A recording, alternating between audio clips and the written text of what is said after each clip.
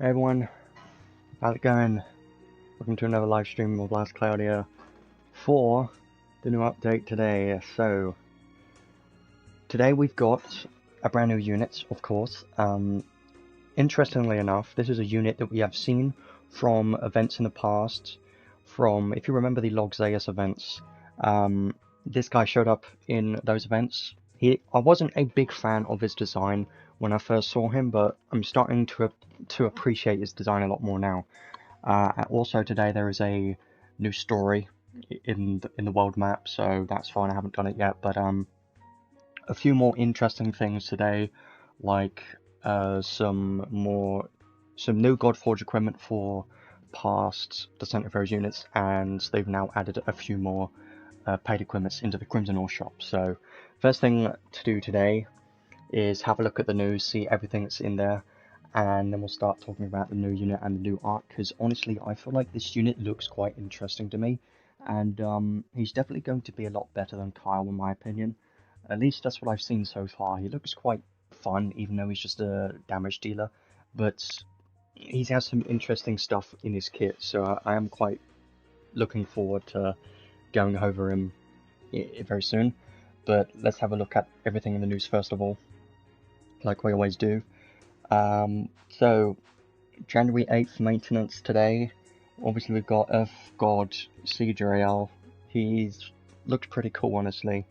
I wasn't really a fan of his design because he just looked, generic, but I think his design, like with his armor and clothes and stuff and the wings, really, make his design a lot better. So I do kind of like that. And we've also got another UR arc. I don't like getting so many UR arcs, but it just kind of happens. It just happens all the time at this point, so I'm not surprised. But the good thing is that none of these UR arcs have been anything stupidly crazy, and they've been releasing a lot less UR arc skills, so there aren't that many UR arc skills in the more recent UR arcs, which is a good and a bad thing, I suppose. I prefer having some useful arc skills, though. We don't get many arc skills. A lot of them are older ones, but anyways. He has true dual wields, which is strange considering he doesn't even look like he has any weapons. Like, they could have made him a no-wield type unit, that would have made a lot of sense, just like Shift Log Zeus. But no, they randomly decided to give him true dual wield, which is great, because true dual wield also doubles the hit counts of special. And his special looks like it could be pretty decent, so I do like that. And we'll go over all of his kits in a moment, but he does look quite interesting, so I'm definitely looking forward to looking at that. Then we've got the main story. So there's some more new story today. I was kind of expecting the new unit to be focused around this new story, and I was expecting there to be some new unit in here. I haven't started it yet, so I don't know if there's going to be a new one in here. I would expect so, because there usually is at least one or two new units that they show up in the story and they release them soon after, so I wouldn't be surprised if the next unit in 2 weeks ends up being another Descent of Heroes unit, which ends up being one from this story. I feel like that is likely to happen, but I haven't seen it yet, so I'm going to definitely do the story in the next week or so, just to see if there's going to be any new units in 2 weeks. I would expect so, and then maybe, I don't know if we'll get a collab this month or next month. I know it's like collab central, we've got so many collabs going on, but it's always more exciting with collabs. I'm just kind of saving for that at this point. So yeah, and then we got the event itself. This event is actually quite good. It's got a world map and some pretty good story in it, so if you like seeing the lore of this game, then I highly recommend to look at this story and do this event, because I think it'll be pretty nice. Basically set in the past of the Great War of Theodemonium, so it's like a demonium war, which they have been doing a bit of that story, like with Shiflog Zeus. He was like part of that event too, so pretty cool. And if you've seen the cutscenes, or at least the beginning cutscene from this, you would know that there are like, they show two units that should be units in the future. So what I'm going to guess is that for future episodes of this event, I'm going to assume they're going to gradually keep releasing more God-type units that are from this event. That's what it seems like, because there are at least 2 more units that I can see possible from the cutscenes so far. So, definitely looking forward to that, and they're definitely going to be God types because they're all, you know, those God types. Actually, they could be demons as well, because those 2 that I saw were demons. They were not God types. So, yeah, I think that'd be quite interesting. Obviously, we've got the unit test play quest, and World Race starts later today. Tower Trials, Beast Mayhem, all these rerun events always happens, and obviously you've got the new banners themselves, and one from the new UR arc. Never do it unless it's stupidly a broken arc. This one isn't, so just ignore it. Even though it looks decent, it's not worth 10,000 paid crystals, definitely not. And then some promos for Arena's going to be on the 12th of January. Obviously we've got new story promo, some stuff in the shop, obviously skin, and then some more important things down here that I really want to mention is the Senate of Heroes Festival and Crimson Order Trading Space have now been updated. So Demon Plate Alice, Balezar, Shift Lilhar, and Shift Linus and Shifter Grug can now all be pulled off banner from the Senate of Heroes banners, and they've also got their paid equipments added to the trading space. So I highly recommend to get the paid equipments of Balezar and Linus, because I feel like those are the 2 more important units, especially Linus. Linus is going to be the main focus. If you don't have his page yet, make sure to get them, because you can now get them from the Crimson Ore shop. So he's still the best mage in the game, arguably, for like all content. So definitely get his paid equipments. They're both pretty damn strong. And Balezar's, I've definitely been looking forward to getting that, because his paid axe is quite strong, and it costs 8,000 Crimson Ore, because it originally was a 50 credential paid weapon. So if you care about PvP, or even if you want to use him in PvE, then I do recommend to get his paid weapon, because he can still be used in PvE. I use him there sometimes for his charisma, and he can still be quite useful. So it's up to you, but definitely at least get Linus's paid equipments, because they're pretty damn good. And then Godforge for Beast Divinity Ray, Leodor, and the base form of Lilhar. I've had a look at Leodor's and Lilhar's paid equipments, and the Godforge doesn't really add too much. It basically gives them 10% more damage, a bit more stats, and mostly damage cap. Leodor's paid clothes actually got a nice improvement to mitigation, and it now includes magic damage. So based on the distance, he can now take 40% less damage from physical counters and magic. So I think that's pretty nice. Definitely going to help Leodor if you want him to be a bit more tanky, even though it's not going to be, you know, a massive difference. I still think it's quite a nice increase, honestly. The fact that it now includes magic. Probably won't be enough, but we'll see. But yeah, most of these are nothing crazy. They've only got a slight change and just like 10% more damage and more damage caps, so it's not really a big deal. But if you still use these units, like especially Lilhar and Leodor, then probably get their paid equipment Godforge if you already have them. Anyways, you might as well. Probably, if you're going to be using them, then no reason not to. And then non-basic stats elements, Gloom and Disease.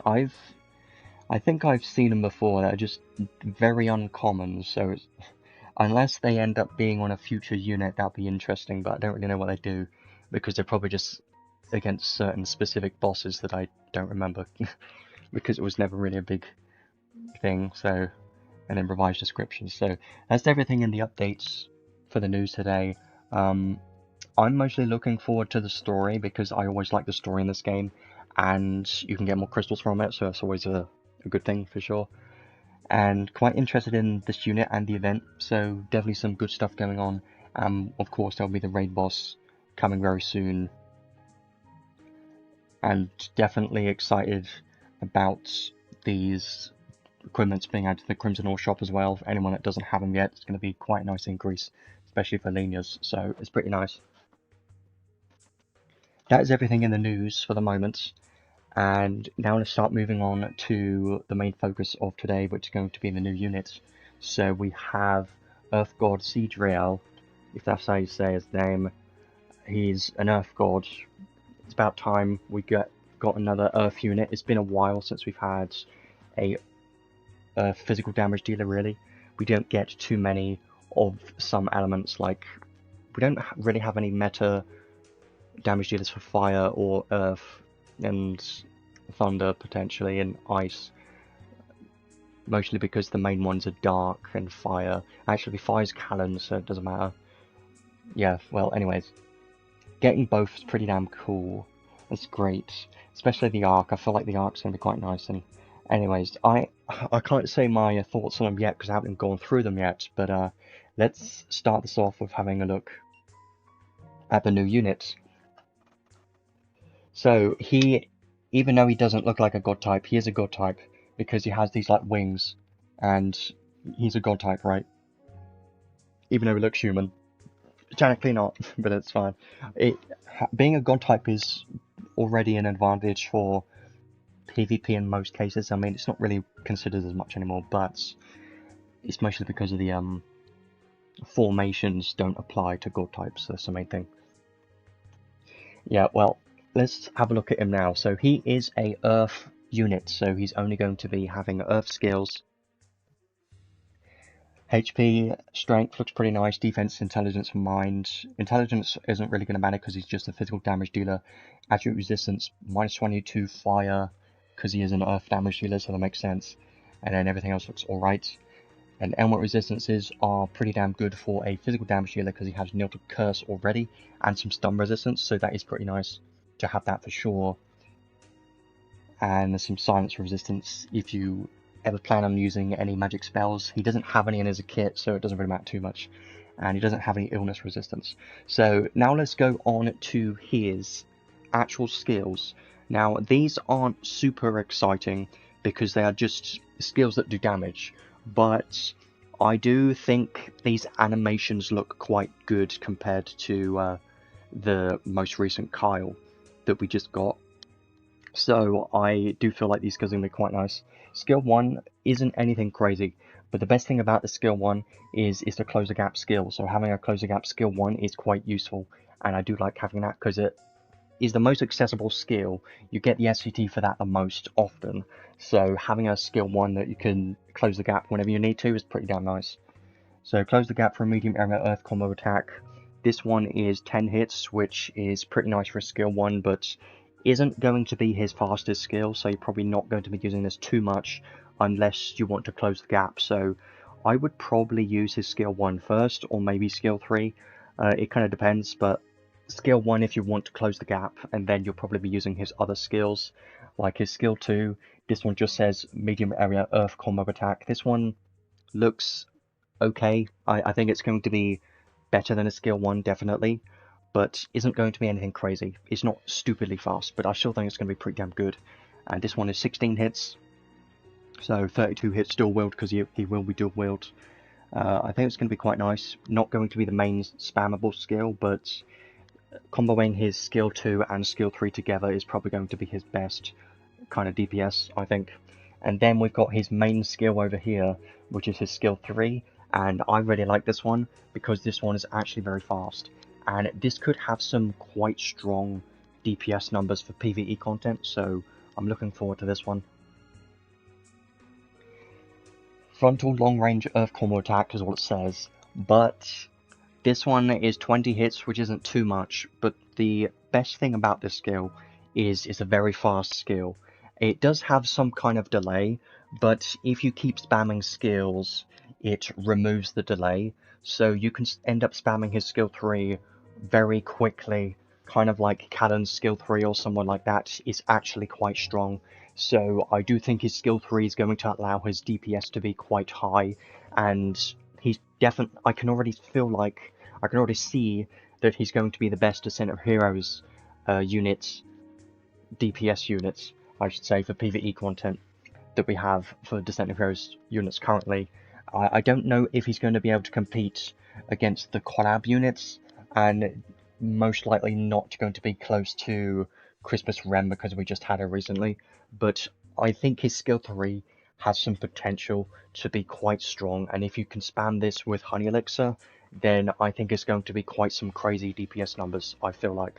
So definitely looking forward to trying that out. Is he better than Logzaeus? Well, they both play completely different roles, unfortunately, and I think Shift Logzaeus is going to be the better unit overall, because Shift Logzaeus provides supportive skills, debuffs, you know, that kind of stuff.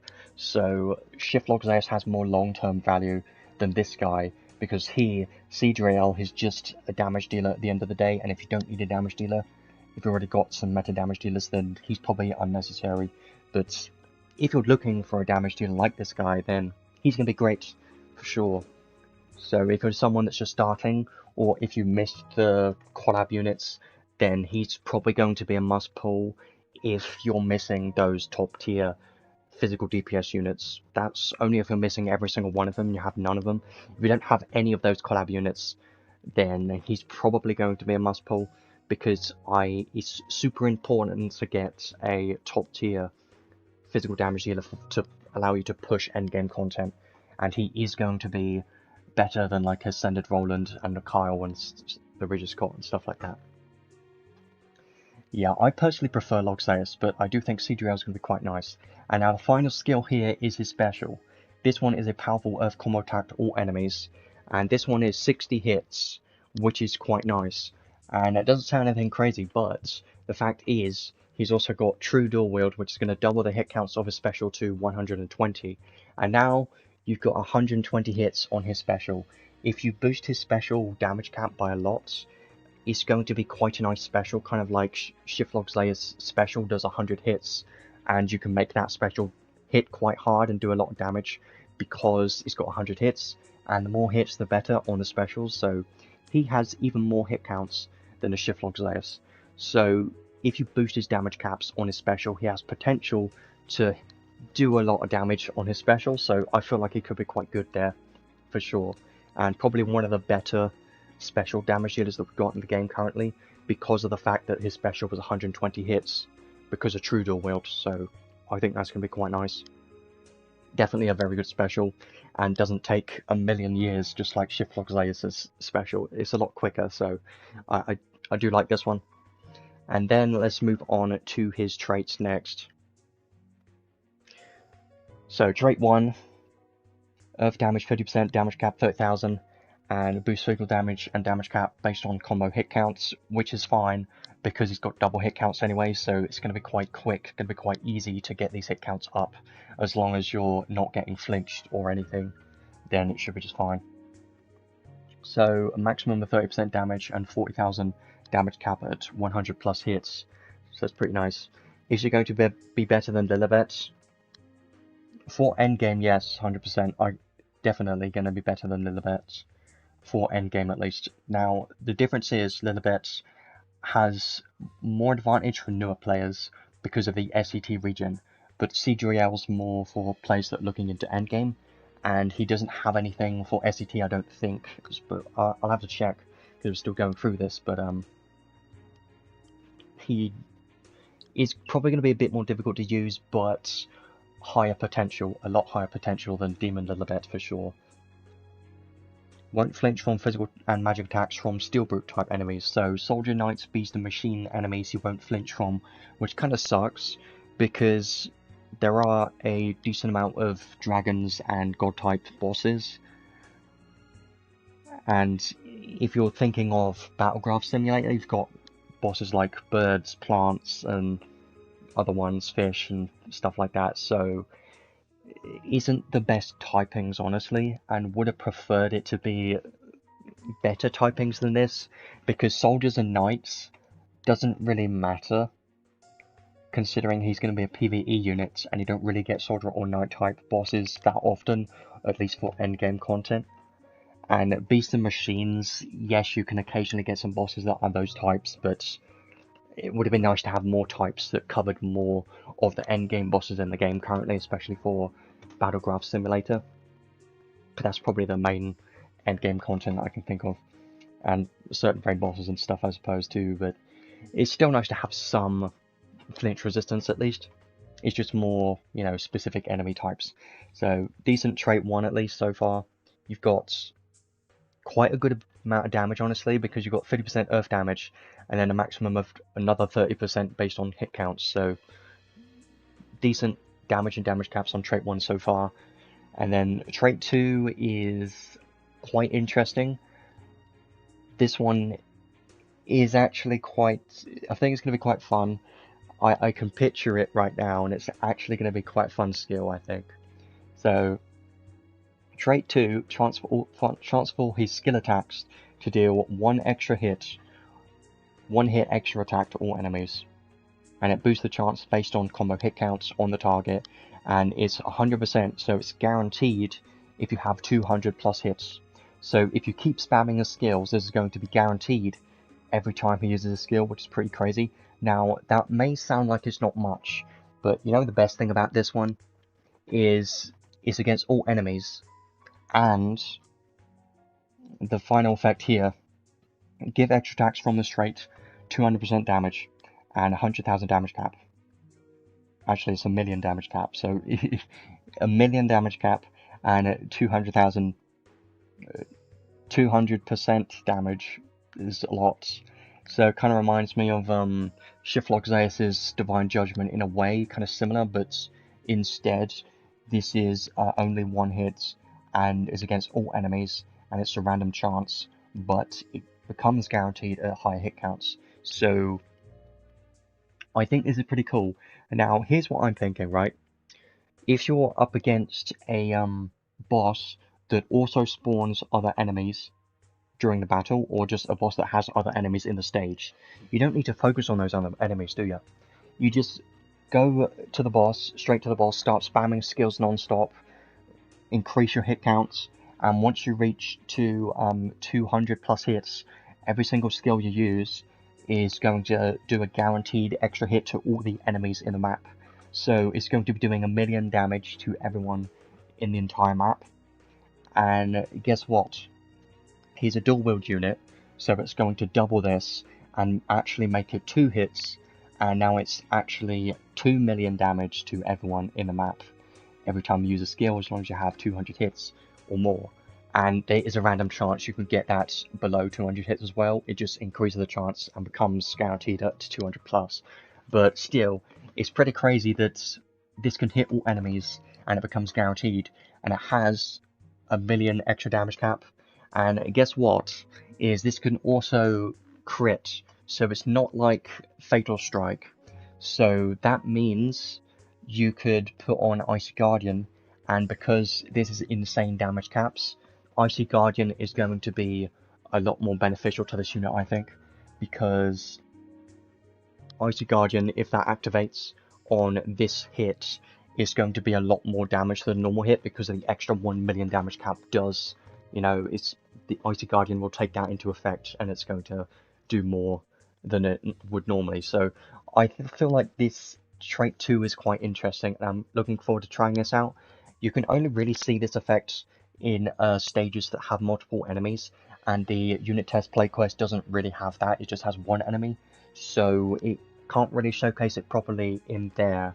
But if I somehow manage to get this unit, then it would be really nice to try him out in a stage that has multiple enemies, because this could be quite fun.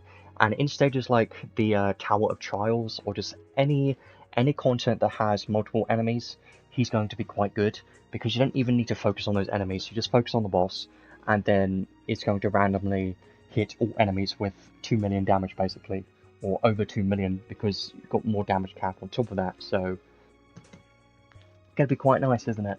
I think in the unit test play quest I did it earlier, and it hit like 1.1 million. So it's basically 2.2 million damage to everyone in the map when this is guaranteed, and it's pretty nice. It's quite nice. So it's not really for PvP. You could argue, well, what if you use a skill and this activates and it hits everyone in the map and it's quite strong? It could be good, but it's RNG, because it's only guaranteed at 200 plus hits, so I don't think it's going to be reliable. And he isn't really a PvP unit. Yes, you could give him some arc or something to make him survive long enough to land some skills and hopefully activate one of these to kill most of the enemies, but I don't know if that's going to work. It's going to need some testing, but I feel like he's more for PvE content. But I do really like this trait too because it's quite fun, and this is something we haven't really seen before. It's unique for this unit, and the fact that it hits all enemies, I think it's going to be quite fun. Try this out for sure. Now let's have a look at his passive skills next. He doesn't have any magic spells, so he doesn't have any supportive skills whatsoever in his kit, which is the biggest downside with this unit, is he's just a damage dealer. So yeah, I like having units that have some supportive buffs because they last long term a lot more than a unit like this, which is just a damage dealer. But it's fine because I feel like it could be pretty good anyways. So all stat up, so 15% more stats for everything. It's pretty damn nice. We've seen this before. It's on like Shiftlock Z and some other units. Pretty good. A lot more stats is always going to help. Critical up 3, Advanced Aim, Vitals, Proud Force, Steel Brute Buster. So physical and special, anti-soldier, knight, beast, and machine type effects. So against those same enemies that he won't flinch from, he's also going to have Slayer against, which is quite nice. Anti-type boost, of course. Auto EX Brave is very nice. Auto critical. Auto Grand Haste. Here we go. This is a new one, I think, or at least this is we finally got an improved version of haste. Now we've got auto grand haste. This is going to start being a common thing on future units at some point, probably around now. It doesn't surprise me, but it's nice to have it. It's not much of a difference between this and normal haste, but it's still going to be better, and it's going to help against SCT recover speed, so it's going to be nice. Pride 2, Ardor. His crit rate does matter because if you're using an Icy Guardian build, then you want as much critical rate as possible. So it is nice that he has a decent amount of crit rate in his kit. Earth Attack Raise 5, Stone Enhanced, always a fan of that. Earth Critical Raise, very nice to see this in the unit's kit already because I would never use this normally because it's just too expensive. It's like 12 SC or something. But it's nice to have it in the unit's kit at base, very good. Pose of Glory, Royal Feast, fully restore all skills SAT at the end of battle. This is going to be great. So in battles that have multiple waves, you're going to be restoring all of your SAT at the start of the next wave. So it's going to be very nice. Definitely helps for sure. Triple impact and dual wield. It's a true dual wield though, so this will double the hit counts of a special as well. Basically exactly the same as dual wield, but it also applies to special. That's just the only difference.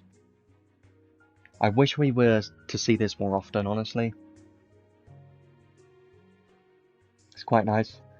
Unclad power, even more strength when you don't have an armor equipped, which is perfect because he does have true dual wield. So he's never going to have an armor. He's always going to have more strength because he's going to be having 2 weapons equipped all the time. Now, what weapons is he going to be using exactly? Well, he has to use a claw, at least 1 claw. Now, I believe his second weapon could be anything else. So, as long as you have 1 claw, the second weapon can be whatever you want, I think. So it could be a sword or a machine or a hammer or anything you want, really. Ideally, I think machines are the best for PvE content. Because of the guaranteed piercing, I'm a fan of those the most. But it depends on what you have. Claw Mega Boost, even more damage and damage cap, and critical damage. Special Boost 3, Quick Trigger, Combo Master 3, so even more damage and damage cap when you have more hit combos. Very nice. And Stone Rush 3, 6,000 damage cap during 50 plus hit combos. I do like that. Giant Killing 5, more damage and damage cap. The bosses, Sleeping Lion, Close to Death, Revoke, Restore HP, Boost Movement Speed and Strength. 100%, 82 recovery speed, 50%. Can be useful sometimes. Overdrive, chance of special deal critical damage and more critical damage cap, which does help, I think, because he does have a decent amount of crit rate in his kit already, so that is going to be quite nice. And then we get onto his unique skills, which he does have a good amount of, I think. It just feels like he has 1, 2, 3, 4, 5. Okay, let's go on the first one. When no enemy is defeated for 10 seconds, physical attack and special damage plus 30% and damage cap plus 30,000. Resets when unit is incapacitated or an enemy is defeated. So this is perfect for bosses, of course, definitely. because you're going to get 30% more damage for your physical and special damage, and 30,000 damage cap, which is quite a lot considering he's a dual wield unit. So this will be amazing against bosses, and against like one boss stages, he's going to be quite good against those too. So yes, he can work against multiple waves of enemies, because he has, you know, his trait 2 that hits all enemies, and he's also got the Royal Feast skill to, you know, increase his SET, but he's also got damage against bosses and single bosses as well, so that's quite nice. And the next one is every 8 seconds, slight restore HP to the lowest HP ally. That could be interesting. I'm hoping that activates Spirit Breath, but I highly doubt it. And I wonder if he can activate this on himself. That's the question, because if it can activate on himself and give him Spirit Breath procs to activate SET, then that could be quite nice, but I doubt it. It just would be a nice synergy at least. And at the start of the battle, auto cast Stonewall 2, and when using a skill, chance to give Stonewall 2. This should be to all allies, because auto cast Stonewall 2, it doesn't say only to this unit, so because of that, it's going to be to everyone in your team, which is quite good. Do you like that? And the next one, when you have a claw equipped, increase physical and special damage by 20%, damage cap by 20,000, and 5% more critical rate. So even more stackable critical rate is very nice, because it already has a good amount of critical skills in his kit already. So having a unique skill that allows him to have even more crit rate is very nice, especially for an Icy Guardian build. I feel like Icy Guardian on this unit is going to be very strong, just stronger than normal, because he has a good amount of crit rate. You can even give him a bow and put on that arc that gives even more crit rate. So I think his crit rate could be quite high, and with Icy Guardian it's going to be quite nice, so it could be great for sure. And the next one, take 30% less damage all the time, just from anything, great. And when HP is 80% or more, increase strength by 50%. These are going to be great for PvE content for sure, and he is a PvE unit, so the more strength the better. Can't go wrong with more strength. It's always going to be useful for PvE content, because the endgame bosses have insane defense stats, so definitely need more strength for sure. And then the final one here, when special activates, boost damage cap based on the unit's strength, plus 2,000 for every 1,000 strength. So the more strength you have, the more damage cap his special is going to get. It's not a buff or anything, it only boosts his special, so when he uses his special, it's going to boost the damage cap of that special, depending on how much strength he has. So the more strength the better. And when special damage is cut by enemy resistance, then it ignores the resistance and deal damage. So that's basically a Trishula in his kit for his special. So his special, if an enemy has 100 earth resistance, it doesn't matter, because his special will ignore that resistance and treat it as it's 0. So very nice skill for sure, and it can allow you to use his special against literally any enemy in the game, as long as, you know, they're not stupidly tanky or anything.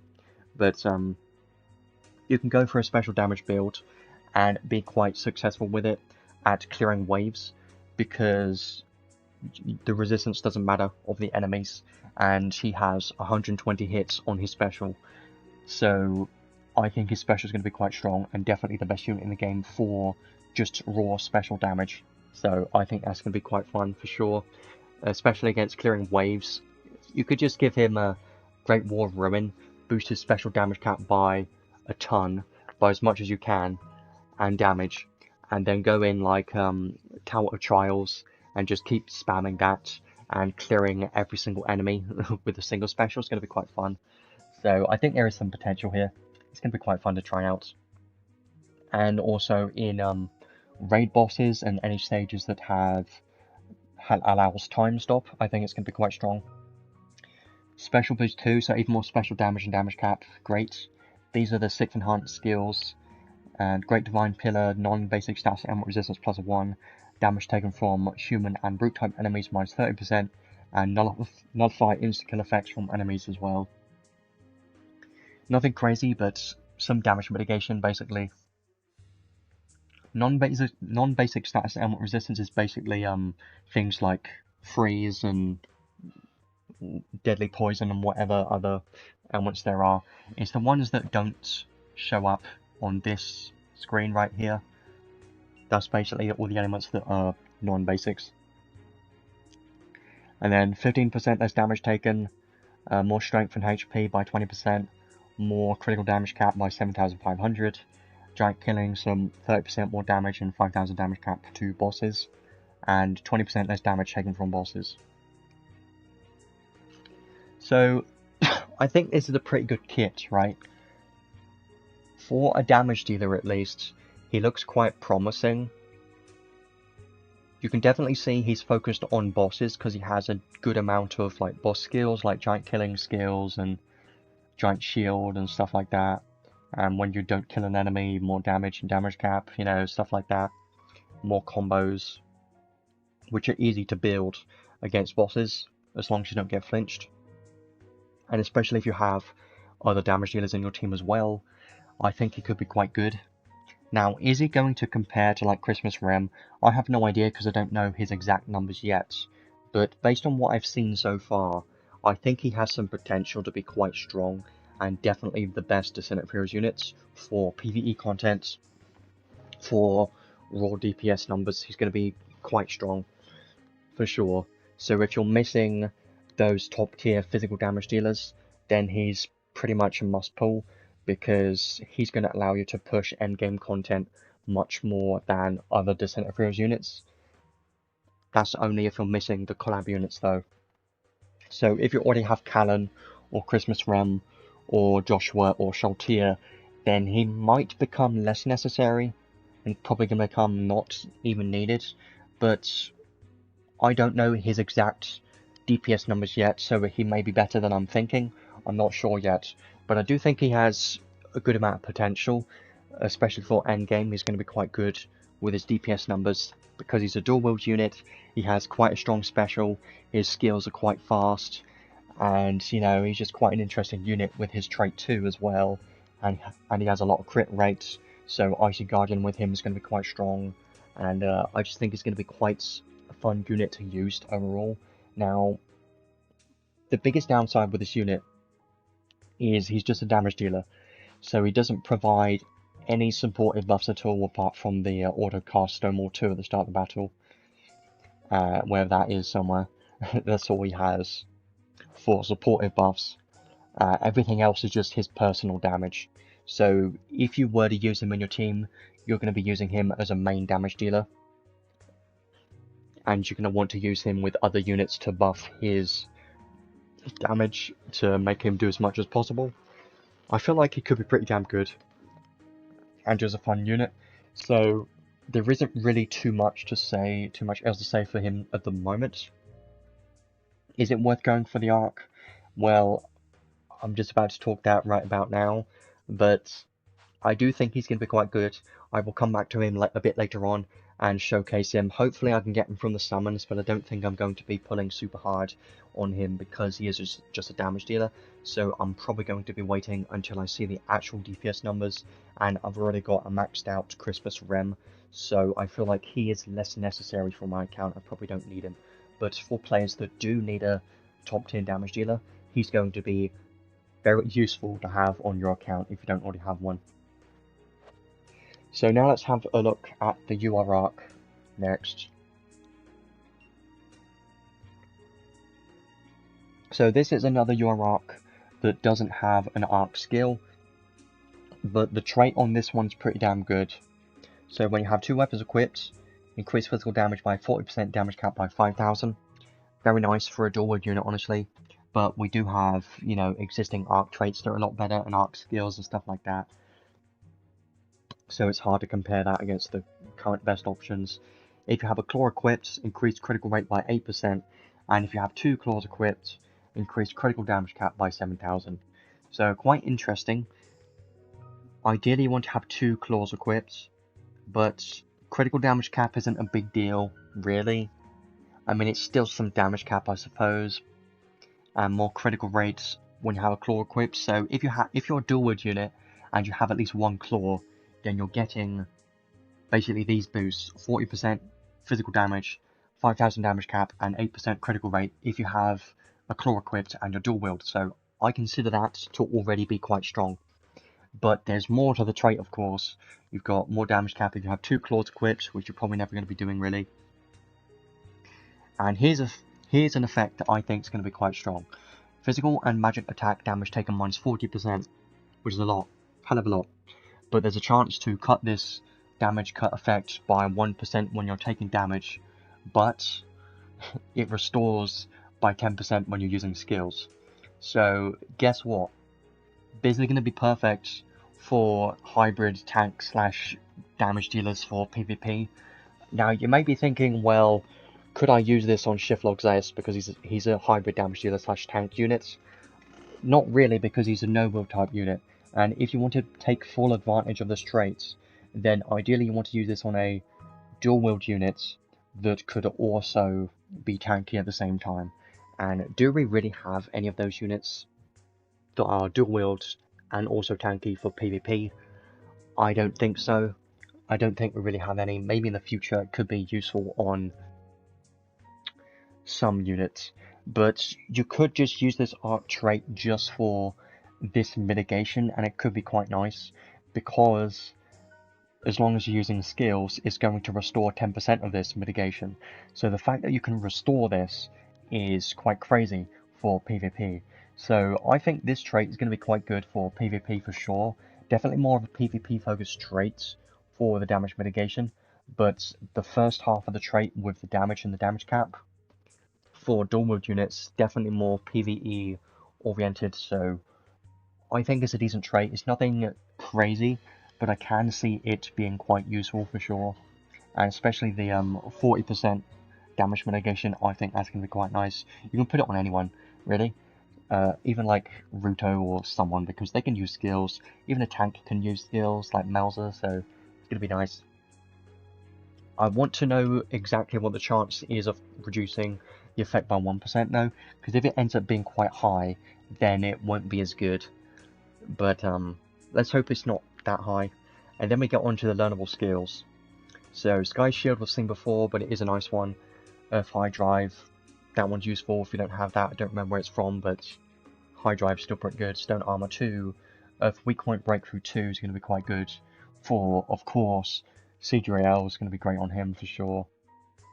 More damage cap. Claw Giga Boost. So when you have a claw equipped, increased damage by 20%, damage cap by 5,000, and critical damage. This one's going to be amazing for Seadrael, of course.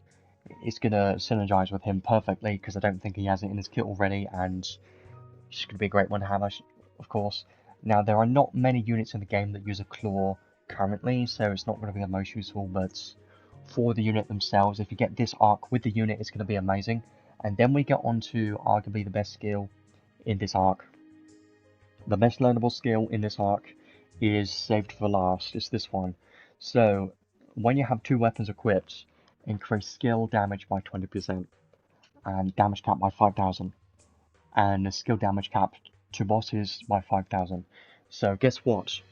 You're getting 10,000 damage cap for dual wield units against bosses and 20% damage. That is quite insane for dual wield damage dealers. So for units like Callan and Joshua, this is going to be amazing. And even Seadrael is going to be amazing for those top tier dual wield damage dealers. 100%. It's going to be definitely a very strong skill for PvE content.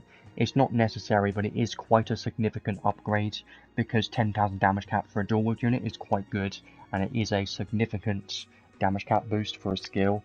For 15 SC is quite a good skill, so it's definitely probably the best skill in here. Well, definitely the best skill in here, and one of the main reasons why you may want this arc is for this skill, because for your dual wield damage dealers like Callan and Seadrael, it's going to be really good, and future dual wield damage dealers won't have this as well, because this is specifically for this arc. So it's a very good skill for sure. Going to be quite amazing for PvE content for sure. I do like these learnable skills. These two, well, these three are arguably the best. This one's the best one out of all of them, but Nothing is a must-have, but they're all pretty damn good. Yeah, 20% for 15 SC isn't very good, but 10,000 damage cap for 15 SC plus 20% damage as well on top of that is very good, because 10,000 damage cap for a dual wield unit is amazing. That's a lot of damage cap, right? It's a huge damage cap boost for a dual wield unit. So I do consider it to be one of the better skills for PvE content. It's going to be amazing. See, compare it to Claw Giga Boost. They're right here. They're both the same SE cost. Which one would you rather use? Here's a question for you. What would you rather use? I would rather use this one. You know why? You get the same damage boost of 20%, but you get 5,000 more damage cap. You're missing out on 20% critical damage, but you're exchanging that for an extra 5,000 damage cap to bosses. For the same SE cost, this is just a better skill. It's better than a Claw Giga Boost. So when you see that, you know this skill is going to be quite crazy for dual wield damage dealers. Now, it is specifically dual wield damage dealers, but it's amazing for those dual wield damage dealers. So it's going to be very good for sure. It's amazing. Really like this one. And then we go on to the Archive reward, which of course is going to be a Claw, an Earth Claw, HP Strength, Earth Physical Attack Damage 25%, Skill 3 ACT Recovery Speed plus 15%. Nothing crazy for a UR Arc. Ether reward, honestly, it's not that great, but it's not bad either. It could have been better. More ACT Recovery Speed is nice, because it's going to stack with everything else, because it's a passive trait, but it's nothing crazy. It's obviously going to be good for the unit. If you don't get his paid Claw, then this will probably be the second best option, I think, probably, because it is an Earth Claw. So I think it'll be nice just for the new units if you get both of them, but apart from that, you're probably never going to be using this really ever, unless there are future units that end up being an Earth damage dealer. But yeah, it's nothing crazy really. So the best thing about this arc, definitely the traits and the learnable skills. I feel like they're quite good, but you can definitely see that everything here is just for the new units. Right, you got synergy with the new units, and they're just perfect with each other. If you get both at the same time, it's going to be quite nice. Now, it's not as significant as like a Shivlok Zayas with Xenobus, for instance, or Prefect of God Zero with Xenobus Arc. It's not that extreme, because it isn't anything stupidly strong, and it's not a massive upgrade, but it is still a, you know, a decent upgrade because of the learnable skills. So like this one, giving 10,000 more damage cap, and you also get 5,000 more damage cap from this one if you have both of them. It's gonna be a you know, decent upgrade, I think. So definitely works well with the new units, but isn't a must-have. You shouldn't pull for it really. If you get it, it's gonna be quite a good one to have, but I wouldn't try and pull it, because it's just not worth pulling just to get it, because it's UR Arc and they are at 0.4%, so just skip this one, honestly. Don't worry about the arc, pretend it doesn't exist, because if you're looking at it and you want it and you've got the unit, you're just going to end up wasting too many crystals and probably end up not getting it, because chasing for UR arcs at a 0.4% rate up is just never a good idea, and you should never really do that, in my opinion. So yeah, it's a decent banner, honestly, and I feel like it's a lot better of a banner than this Kyle's banner, because Kyle's banner definitely a lot worse than the Seadrael, which is funny. You know why it's funny? Because we got free tickets for Kyle's banner, and we didn't get any free tickets for Seadrael's banner, because he's not the New Year unit, he's the unit that's after New Year's, and it's a better banner than Kyle's banner. So Adis clearly knew what would be the better unit and the better banner, and they gave the worst banner the tickets, which is annoying. I get it, but it's still annoying. And yeah, this banner is just better overall. Like, everything in this banner is better, and guess what? You've even got the new units in this banner. What I mean by that is the new off banner units. So now you've got Shiflinus and Balezar and Shift de Groog in this banner now. And if you go back to Kyle's banner, this was before the update, so it's not, those units are not in here, so yeah, the Seadrael's just better. This is just a lot better. This is a better banner than Kyle's banner. It's not a must pull, but if you're missing the top tier damage hits, like I've said, then I do recommend to try and get him if you can. He's going to be quite a nice unit to get for sure. Now let's have a look at his pet equipment next. So he has 2 pet equipments, which is good. I'm glad he doesn't have 1, because I was kind of expecting that, but I'm glad it's 2. Yeah, Kyle unfortunately was kind of disappointing, and I've been using him in guild battles just for fun, and it's been working. Not amazingly, but it's been working at least in the way I want it to. I'm not using him outside of that because he's just not very good, unfortunately. They always do Kyle terribly. It's always kind of mid. But let's have a look at these pet equipments. So, he has a paid Claw, Earth Claw, which has HP Strength, looks pretty nice. Earth Skill and Special Damage, 35% damage cap, 4000. And during 50 plus hit combos, increase Earth Skill damage cap by 5000 more, and increase critical rate by 3%. This would definitely be his best weapon, and their paid equipments are always going to be the best weapons, it's the way it happens, but this one in particular, giving 9000 damage cap, 35% damage, and a 3% critical rate, which will help with Icy Guardian. This is going to be quite good. It's going to be quite a nice increase, honestly, because the amount of damage cap you're getting for a dual wield unit, and the extra critical rates that can stack, and it's going to help Icy Guardian builds, so it's going to be very good for sure. But obviously not necessary, but if you want to reach his maximum potential, then I think this will be a significant upgrade, probably. Not as crazy as like a Fatal Strike unit like Shift Rem. Christmas Rem with Fatal Strike chance on her paid weapon is more of a significant upgrade, because Fatal Strike chance is more of a major thing compared to this, but this is still a pretty good upgrade. And then accessory, HP Strength and Defense, physical damage increased by 25%, and physical and special damage taken minus 12%, and increased strength by 10%. Also gives poison resistance and plus 10 to fire, plus 5 to ice and light. Yes, it's a good accessory, but I don't feel like this is necessary, because the claw is just a better one. Because what you're really getting out of this accessory compared to the paid claw, what you're getting really is more strength and some damage mitigation. That's about it. So I would just get the claw. If you're going to pick one, the claw is the best option. I wouldn't really recommend to get the accessory because it's just not necessary. You don't need it. You don't need either of them, honestly, but the best one would be the claw. This accessory is just a bit kind of mid.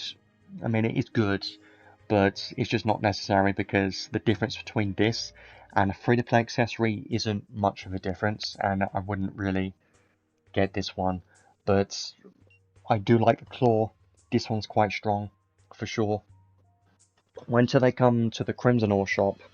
In about 6 months.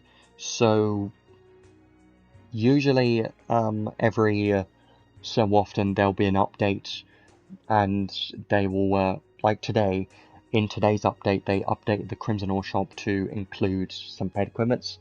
They do it like every couple of months or so. I don't really remember, maybe every 4 or something months, but in 6 months, after 6 months has passed, that is when the unit can get their paid equipments added to the Crimson Ore shop. So it's going to be in quite a while, and in 6 months, is this unit still going to be a meta DPS unit, is the question you should be asking yourself. We don't know, nobody knows, because we don't know what the future is going to have, but if you're willing to wait 6 months, then maybe that's be alright, but I don't know, that there is, I'm almost certain, like, it's basically guaranteed that there's going to be more top tier damage dealers after 6 months. So either you get his claw now, or you just ignore all of them and just use him as it is. I would just recommend to just ignore them all and just use him as he is. But I would say it depends on his performance, really. If his DPS numbers end up being insanely good and better than I'm thinking, then his paid weapon could be worth the investment, because when a unit ends up being like a game-breaking damage dealer for, well, a DPS for PvE content, then I do consider investing in their paid equipments to be a better investment, because they're going to last a bit longer. Like, Cloudia has lasted quite a long time. It's been over a year at this point, and Cloudia is still usable and still technically a meta DPS unit, so units like those are worth getting paid equipments for, in my opinion, because they got quite long-term value. Yeah, I think it's best to save for collabs and limited stuff, and saving for anniversaries isn't always the best thing. It depends on what your account has, really. It always depends on what each player has, and it's kind of hard to recommend things for, because each account is different. But I think if you're missing all of the top damage dealers like Cloudia, Callan, Joshua, and Christmas Rem, then Seadrael is basically a must pull for your account, I think, because he's going to be the best accessible damage dealer currently that you can get, that can allow you to push endgame content further and start building up crests and that kind of thing. So if you're missing those collab units, definitely get this guy if you can, because he's going to be worth investing into for sure, because I know his DPS numbers are going to be quite good and he's going to be quite strong. I can't say his exact numbers yet because I don't really know, but we'll test him out in a little bit and see how he performs there. And I do want to do a few summons right now, but I'm not going to be pulling super hard, because even though he looks fun and he looks like he's going to be quite a strong damage dealer, I don't feel like he's necessary, because I already have my Christmas Rem, who's my current favourite DPS unit and currently the best damage dealer in the game that I'm using, that is already maxed out. So because I've already got her maxed out, I don't feel like I need another meta physical DPS unit currently. So unless Seadrael ends up being an insanely good unit, I'm probably not going to be pulling that hard for him.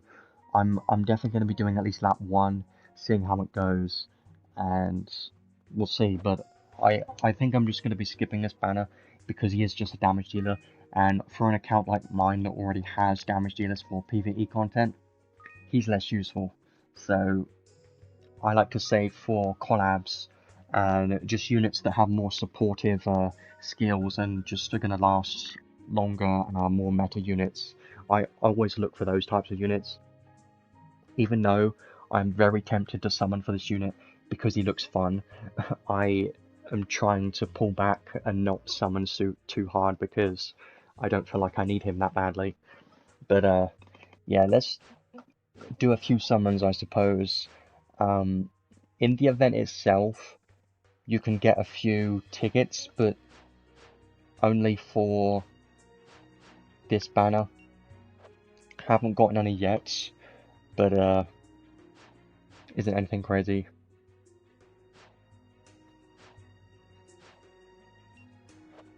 So yeah, there isn't too many banners going on right now. We've still got the 3 banners, and yeah, so I'm just gonna be, my plan for today, I don't have many paid quitters right now. Yeah, he is a Descent of Heroes unit, which means he's guaranteed to get a rerun in 2 months, and he only just came out today, so it's a bit difficult to see his maximum potential at the moment, but I do think it's going to be quite good, and he looks fun, especially his trait 2, hitting all enemies and having that 1 million damage cap. I think it's going to be quite fun, but he is a dual wield damage dealer, and because I'm on Android, I play on Android, so it's a lot more difficult to use a dual damage dealer on Android because it lags the game up too much. So there's I have less incentive to want to pull for this unit because of that. That's why I prefer XREM so much. But let's do lap 1 at least. I'm going to be doing lap 1 right now. We'll see if we get anything, and after that, maybe I'll do a couple of singles, but I'm not going to be pulling much on this one.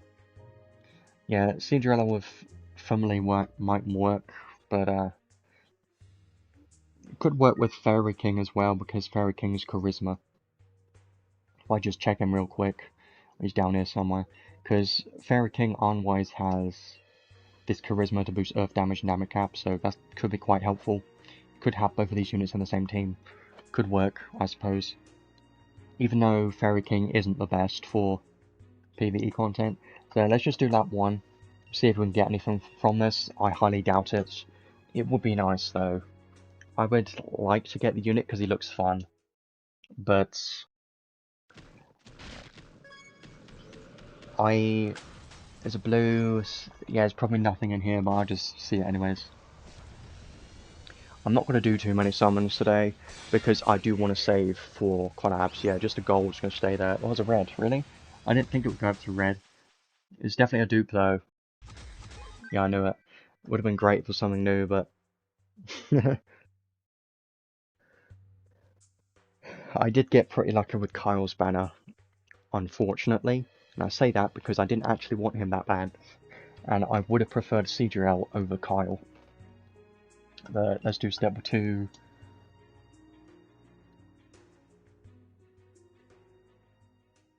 I do have every single SSR arc right now, so I think the only off-banner things are older Descent of Heroes units. Yeah, of course, nothing in that one, just skip that one, it's just a blue.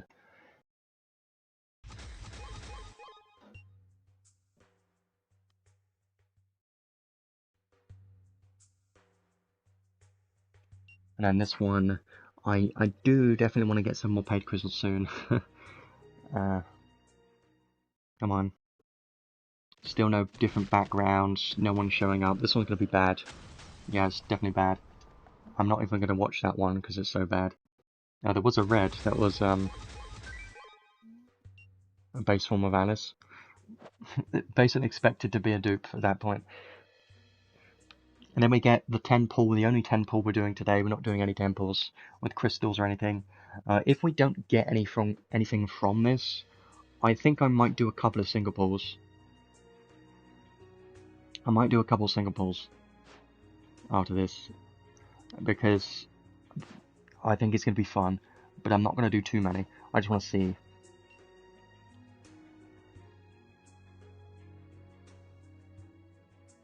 See if anything looks promising in here. That's not promising, and Lilibet is also bad. Gold is better. No gobble though. We like seeing a gobble when there's no gobble, so it's not guaranteed anything. It needs to have some animations to be some reds in here. 1 animation, 2 animation. Yeah, there is a red. No extra animation, but there's a red at least. It's probably just going to be a dupe. It's my guess. Yeah, of course. It's always going to be a dupe. Great. Well, pretty much as expected, but I do kind of want to do a couple of single pulls because he looks fun. So I'm going to do just a few. Maybe we'll get 1 red, and we'll say the next red will be the next stopping point. We'll see how it goes, but I'm just going to do a few of these because I think he's fun, but I won't be pulling much for this guy, that's a guarantee. We're just going to be doing a couple of these. I'm only going to watch it if it looks promising. If I get 1 red, then that's going to be the final red of the day, and we're not going to be doing any more. Here we go! There's a beach, that means there's a red guaranteed in here. No gobble, so it's not guaranteed to be something new. It's probably going to be a dupe. Let's hope it's not a dupe, okay? Let's hope it's not a dupe. I highly doubt it's going to be your arc or anything new in here, but I suppose this will be the final single, maybe? We'll see. Animations, come on animations. No Lilahar. No extra animation. That's just a dupe. Yeah, I knew it. It was gonna be a dupe because there wasn't any Lilahar or anything. Okay. I'll see if we can get one more. When you see Lilahar pop up after Sarah, that is usually a good sign. Skip. Well, there was another red, really? That's crazy. But it's a dupe, so it doesn't matter. I've got a lot of reds today, but they've all been dupes. Just classic Glass Cloudia gacha dupes system. Stupid. The rear doesn't matter. I did say I was just going to get one red, but it didn't take long, and we only did a couple, so... The rear is better, blue is worse, everyone's showing up as good, but it's not good enough. I'm gonna skip.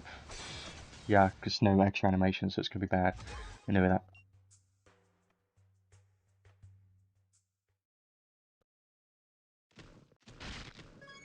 I'm just gonna skip a little bit. She's not.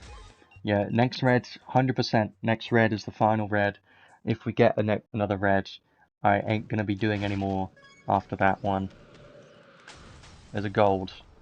No, it's just gonna be a gold, it's nothing else. I knew it.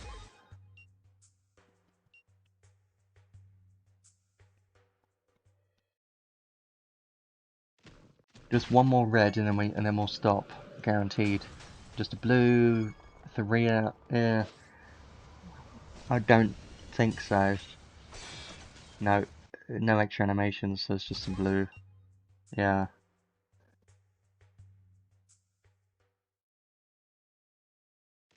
No beach or anything is always going to be a bad sign.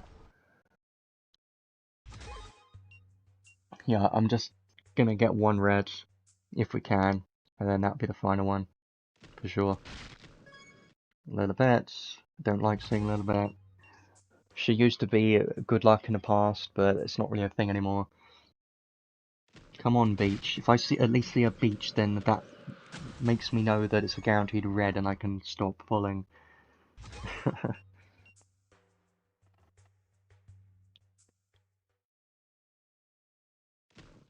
Is the UR arc good? Yeah, it is pretty good, but it's not amazing. But if you get it, it's quite a nice one to have because of the learnable skills on it. So like the final skill is quite strong because dual wield damage caps quite good, really. So I do think it's a decent one, but it's not necessary. But if you do get it, I think it's going to be a nice pull for sure. Definitely going to be useful. I think we got all the reds out of the way and there's not going to be any more reds in this banner, is there? No, it doesn't look like it. It's just blue, skip. Blues. I just want to get one more red. Just to be interesting. Yeah, don't pull for the UR arc, it's not worth it.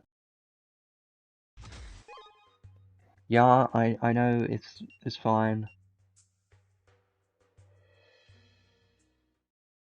The rates are quite bad for UR arcs, at least on these types of banners.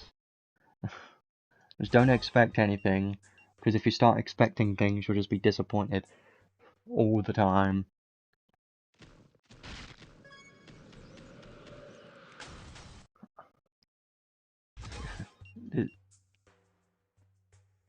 I haven't gotten anything yet, I've just got many dupes, it's sad. A little bit. Golds. Nope. It's just nothing, because it's a gold, yeah. I'm just looking for one red, and then I'll save and stop pulling on this banner. That's just my plan. But, yeah, I know I said earlier I would get another red, and I got a red, and then I didn't stop, but that's because that was way too damn early. There wasn't really it was like a few single pulls and I got a red. Zekis? Nope. Not very good. Come on, I wanna just get one red so I can at least have a chance. Nope. There are some old off-banner units I don't have yet. Next summon, I doubt that. There's no way.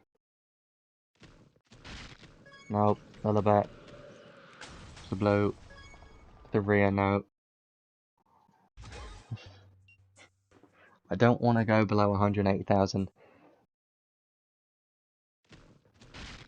No. If no one shows up, why do I...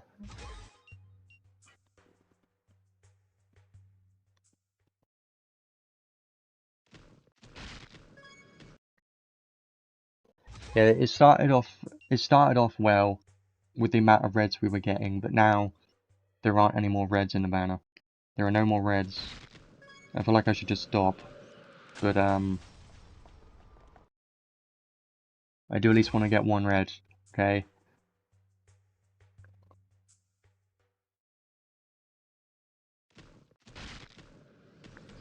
But the game is making it difficult at this point.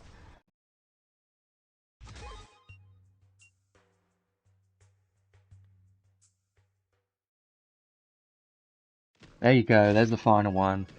Here we are. It does matter what it is, but I'm just glad I at least got a red, so then I can have an excuse for stop pulling. So it doesn't mean it's new. It just means it's a red. That's all it means. That's all the beach means. A beach just means it's a red. So it's still likely going to be a dupe. I'm just at least glad that I gave it a chance, and I can say that I tried and didn't get it. So now I can save and skip the banner entirely. Yeah, it's not good. It's not good. It's just a dupe because lack of animations. Well, okay, fine, sure.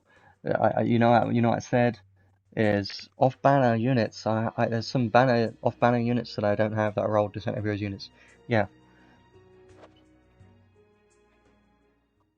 I'm not going to be summoning anymore, but that at least gives me 1,000 free crystals back. So that's something at least. I think I don't think I even have. Yeah, I do have the base form of Lance Bill. It was just this one I was missing. Fair enough. Well, he's useless, but it's 1,000 crystals, so alright. At least I can get my 1,000 crystals back from that. At least it's not nothing. He's kind of nothing, but it would have been nice. Yeah, unfortunately, this game is kind of small. It doesn't have a very big community, and a lot of the content creators are on the Japan server. So there aren't many on the global side of things that do Lost Cloudy content.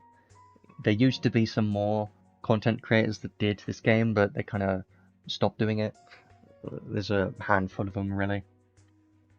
So 50 medals. I'm going to be skipping this banner now, because I did say this unit isn't necessary for my account, at least.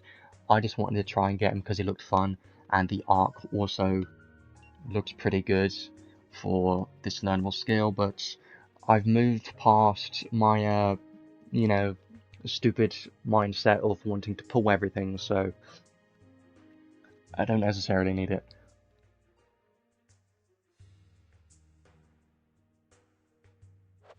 Yeah, I mean, this game is just small, and it's run by a small group of people, right? So it would be nice if they did something with content creators, but I've never reached out for it or anything, because at the end of the day I just do this for fun, even though this is the only kind of job that I really do, but yeah, it's just a small group of people that are doing this game.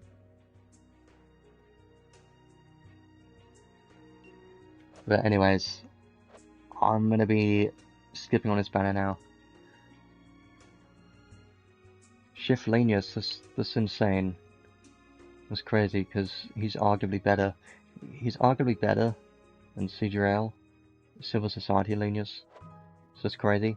And his paid equipment's just got added in the Crimson Ore shop, so it's crazy. It's like he's the best, one of the best off banners units you can get. But yeah, I'm just gonna be skipping this banner now. I'm gonna be saving for collabs and whatever's coming next, because this unit isn't necessary. It would have been fun.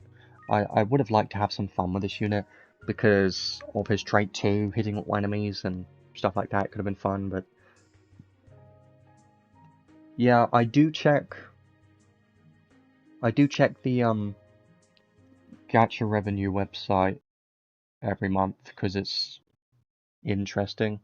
They do make a decent amount. I'm gonna be showcasing him right about now to try out his skills. That's why I'm going over to Steam, so then we can try him out properly now. Because I do want to show his skills off and why I think he's going to be pretty good.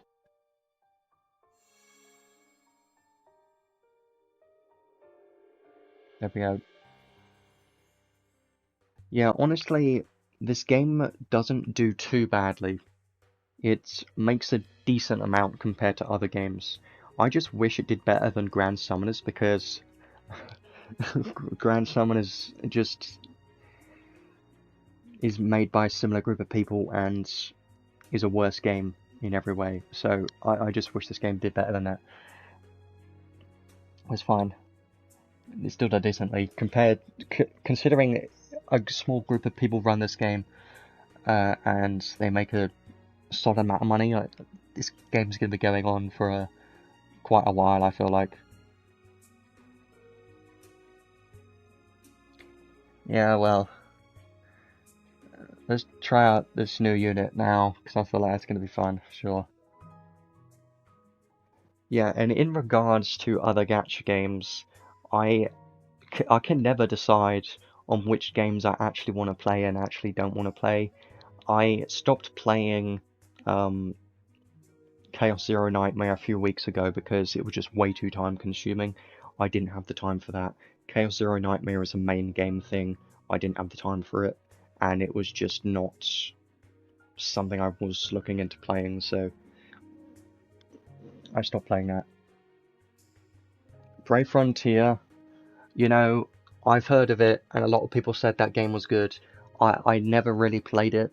I remember trying it, never really properly getting into it, because that was when I was a lot younger, so I never really got into that game. It was never something I could get into. So I was never really a fan of that one. Yeah, I know some people like that. I remember trying it, but maybe it was just because it was too old and felt outdated. I don't know. I never really tried it, so I don't have any memories of it because I don't remember it very well because I never really played it. I played it like, let's say, 20 minutes at least trying it and probably never went back to it. I don't know. Shift Lenius's paid equipment, definitely the most important paid equipment. Ascended Roland isn't necessary because Ascended Roland has kind of been power crept already, and even though he's good, he's just not as good as he used to be, and there are a lot better options. Like Seadrael's better option than Ascended Roland. At least Ascended Roland's better than Kyle. He's got that, but I don't think you even need his paid equipments, honestly. So let's go to the unit test play quest now, because I do want to try out this new unit. Earth God Seadrael. He looks pretty fun. So this obviously maxed out all this stuff in his unit test play quest, 5000 strength. Is Sholtir still good? Yes, she's still good. But it's a bit more difficult to use because her buff is the only reason she's good. And she's going to do it once per quest. It is strange. Let's try this out.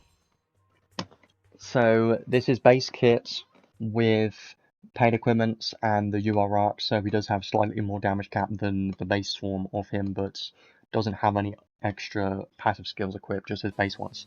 So I'm quite interested in this unit. I did try him out earlier to get a feel for how good he would be. And his normal attack, of course, is going to be a close range normal attack, but it does have triple impact. So because of triple impact, the hit counts of the normal attack is going to be quite high because of triple impact. Nothing crazy, but that's just triple impact doing its thing. And then you've got skill 1, which is a close the gap skill 1, can be used anywhere.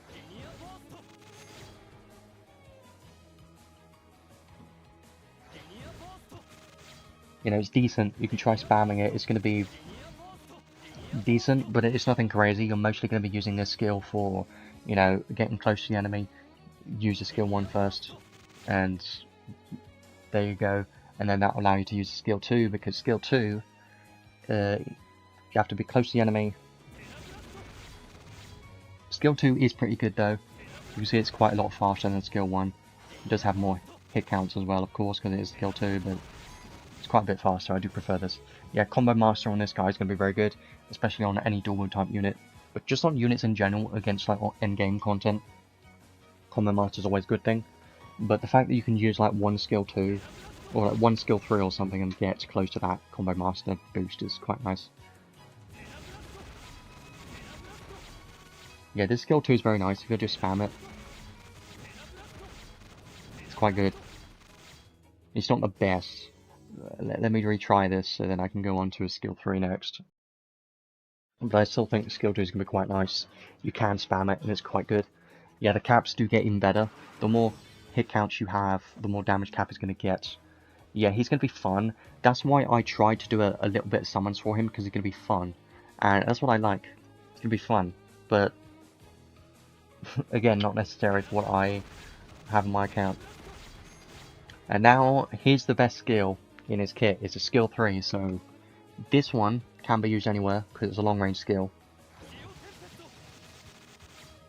Now, it looks pretty good, right? But guess what you can do with this one? Let me just go here so I can see the numbers properly. You can spam this one. Now, I've tried this out earlier. You're going to be surprised by this if you haven't seen it yet. You can spam it like that.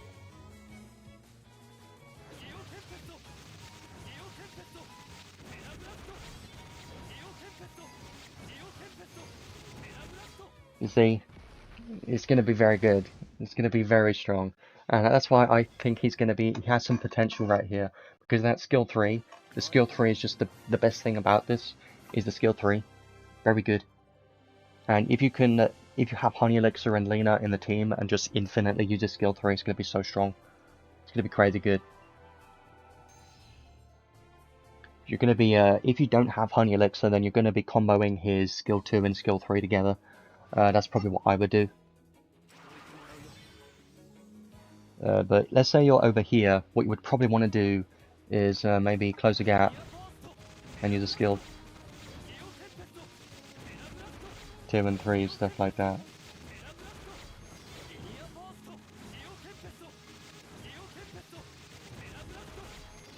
But yeah, it's pretty good. Now, I do want to try out his special though, because that's also another thing that I want to see.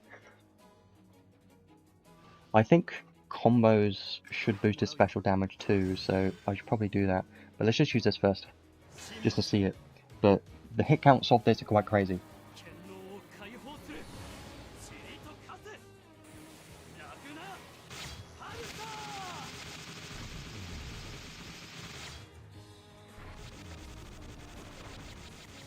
See, that is 120 hits right there. Now the damage cap isn't too much. Damage cap isn't crazy, but of course you can boost it outside of his base kit with arc traits, skills, and whatever.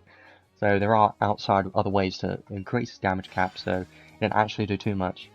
But what I do want to try is use some skills to boost the hit count to at least 100, and then use a special. And see if it does any more. Okay, that's screwed up, because unfortunately the skill 3 pushes the enemy away, so then you can't use the skill 2.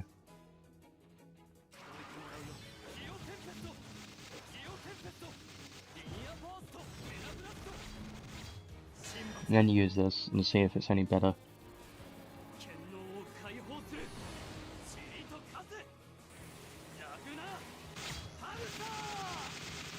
I mean, it's not really too much different, but...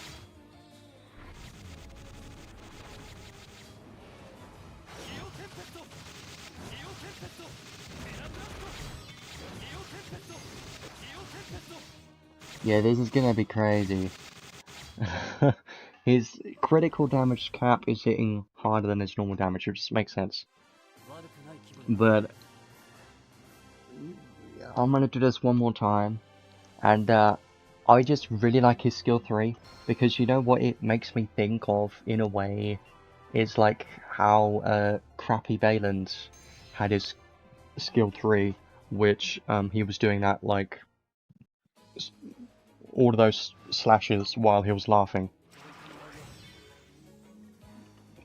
But while he's laughing, you can technically cancel the animation and then continue to do more skills. Would have been nice.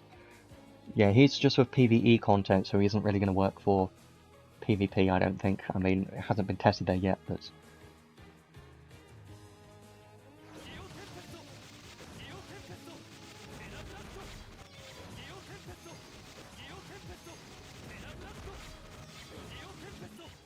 yeah, you see it.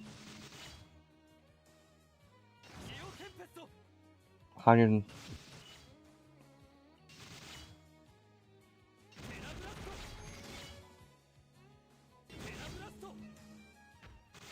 almost 200,000 on those crits, which is quite strong. But he does have extra damage cap from the arc trait, so remember that his base damage cap is going to be quite a bit lower if you don't have the UR arc and his paid equipments, because there is going to be quite a difference there. Let me just see what the exact difference is. So you would be missing out on a 9,000 damage cap here, and then another 5,000 plus 7,000. So it's quite significant when you think about it. But of course, you can make up for that by equipping other arc traits and Susanoo or Icy Guardian, stuff like that. So he has potential to be even better.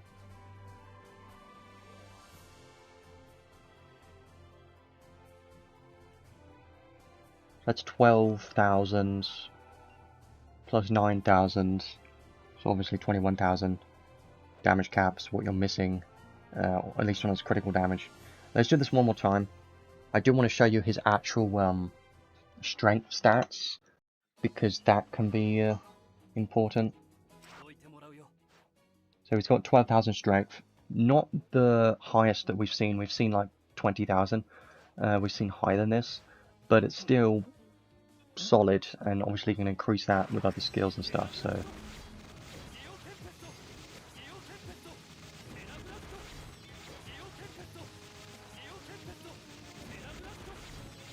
Also, it's hard to see it, but his trait 2, that does the one-hit extra attack to all enemies, you can't even see it really. Like, you can't really even see the damage numbers from this, because he's got too many numbers going on, and his skills are too quick, so you can't even see this going off, but it's definitely going off. I can't really show it, because it's very difficult, but it's this big hammer, or whatever this is, Poseidon's trident. This trident thing is what is doing that extra hit, and it is going to be 2 hits because he's dual wield, so I do want to see if I can... I think it was there, and it can crit as well.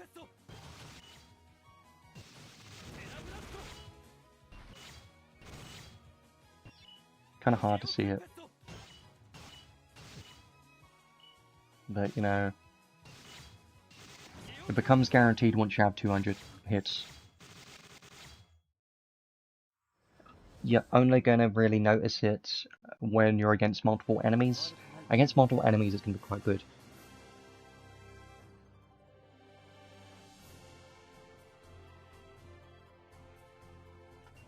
I think I'll do this one more time to finish off the showcase, just because I think he's fun, and then we'll leave it there, I think.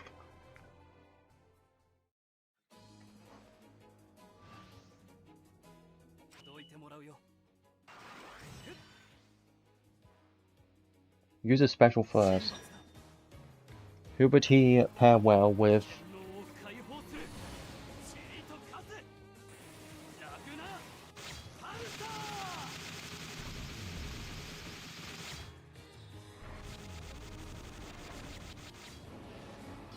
Well, obviously you've got Spirit Maiden Sarah and Shifla Luch. You've also got Fairy King on Wise, has his charisma for earth damage and damage cap, and just anyone that increases physical damage cap, like Reese from the collab, Shiflog Zeus if you give, because he is already a god type, so he will benefit from Shiflog Zeus's god type debuff. So him with Shiflog Zeus, what's funny, they're going to work together. Him with Shiflog Zeus, even though they technically don't in the stories, they will actually work together in a team, so that would be a nice combo, really, because he's already a god type. You don't need to give him Mimicry god type, and he's a dual wield unit, so they'll work nice together. Even though he's not benefiting from Logzeus' charisma, he's still benefiting from his anima and the damage debuffs from god types. So that's kind of what I can think of. Really, just any kind of damage cap buffing type units that you can think of, but Spirit Maiden Sarah is definitely one of the main ones because she's a support. And of course, you've got Lena for SCT battery units and kind of the generic units that you would use for a support.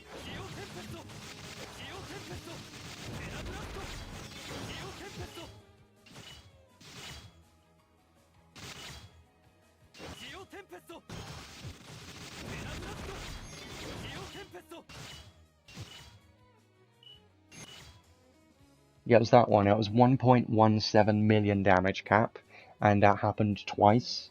So you can definitely see that going off.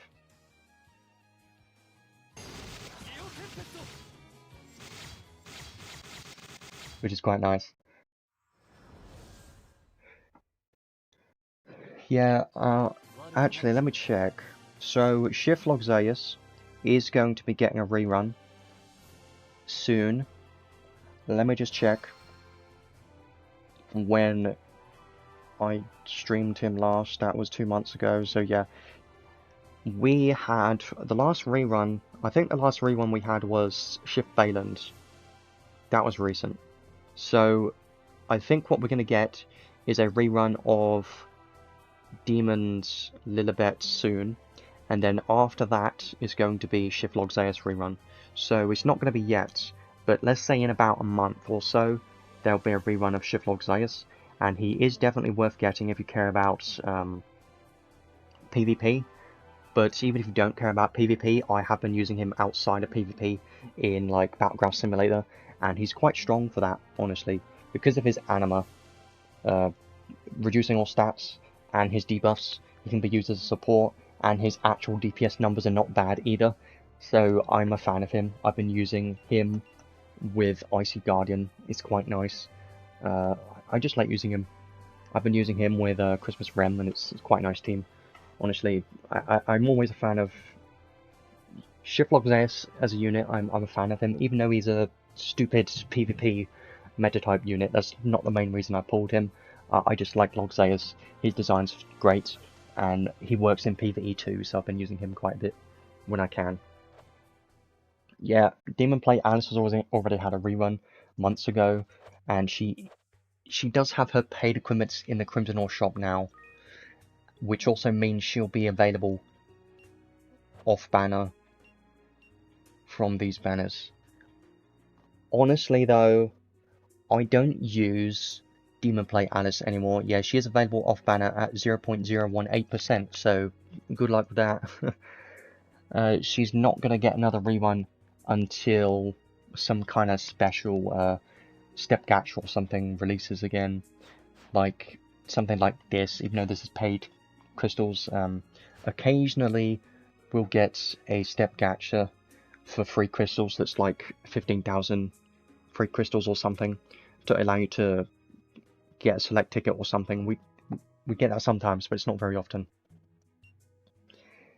Yeah, Christmas Rem is the best one currently, the best damage dealer currently. so that's why I've been using her a lot. Let me just show you something real quick, but I do want to end this stream in a moment. But I have been pushing Battlegraph Simulator recently, over the past few weeks, with this team on Bird, and the best I've been able to do is 292 because I'm on Android, and halfway, about 3/4 way through the boss, the game starts lagging because I'm on Android. So I'm at a disadvantage because I can't use dual wield units because it would lag the game too much, and I'm even using 2 single wield units and it still lags the game after a certain amount of time. So I've been struggling against this one because I'm on Android. If I was on Apple device, I could definitely push higher than this, but because I'm on Android, I don't think I can physically get better than this at the moment. I mean, I might be able to get slightly better if I get good luck, but I either run out of time or I just lack elements like stun, and mostly stun. I'm kind of lacking in that, so. But this team's at least been working up until now, up until 292. I mean, I could play on PC, but I'm not good enough to play on PC. I'm used to playing on phone games, and the controls on PC, like min-maxing on PC, is a lot more difficult because you need to do like the crazy, you know, casting Honey Elixir non-stop, spamming skill 3 non-stop, using debuffs, and basic attacking on Shifla Luch, and using skill 3 on Christmas Rem constantly, and using skill 1 and skill 3 on Shiflog Zeus at the same time, as well as using Honey Elixir at the same time. It's a lot of mid-maxing, and I just don't have the, you know, I don't play on PC games too often, and when I do, it's not super high speed type games like this requires too much min-maxing on computer for me to do it. Yes, it's a skill issue, but on the phone it's not a skill issue, it's a Android problem issue, and it's not something I can prevent unless I were to have an Apple device, which I refuse because I don't like it, and I would not do that just for one game in particular. So yeah, I just have to deal with this now. Yeah, Shiflog Zeus is better than Ascended Roland by a ton. In DPS numbers, not much, but Shiflog Zeus provides a lot more to your account than Ascended Roland does. If you want to see all the unit ratings and stuff and know more about them, where they're good, then you can always just check the global tier list, which is accessible from, I don't know where really, but it's accessible in the Discords and stuff. It's out there somewhere, but that definitely helps. It gives you an idea of who's currently the best units in the game, like Shiflog Zeus, one of the best units, and Summer Sarah and Amelia, base Amelia for PvP and stuff like that. Christmas Rem's the best one for PvE, and Shift Linus. And yeah, well, here's the thing though. It's not a device issue either, because my device is very good. It's just Android itself.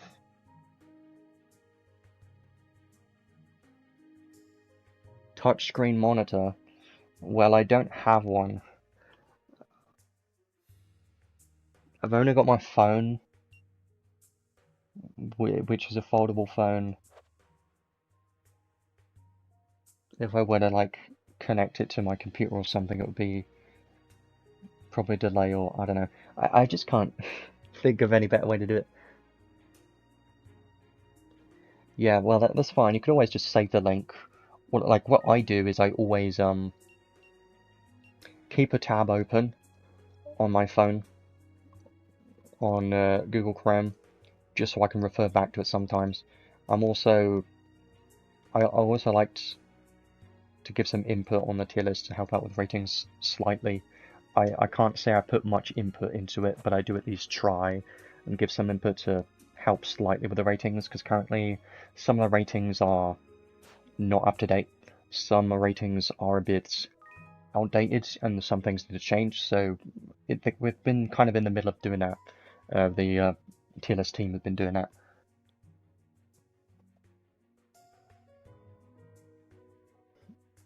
Yeah, well, I don't know all the ins and outs of it, but I just wish the game was designed specifically for Android and not for Apple devices, because they've never optimized it properly for Android, and it sucks. And it's sad, because I'll never get an Apple device again. I've never had one, and since I had an iPod something, that was a long time ago. But yeah, I think that's everything I want to do today, in regards to this update in this unit. Well, here's a fun fact. Here's something fun. I did YouTube before Buddhafish even started his channel, and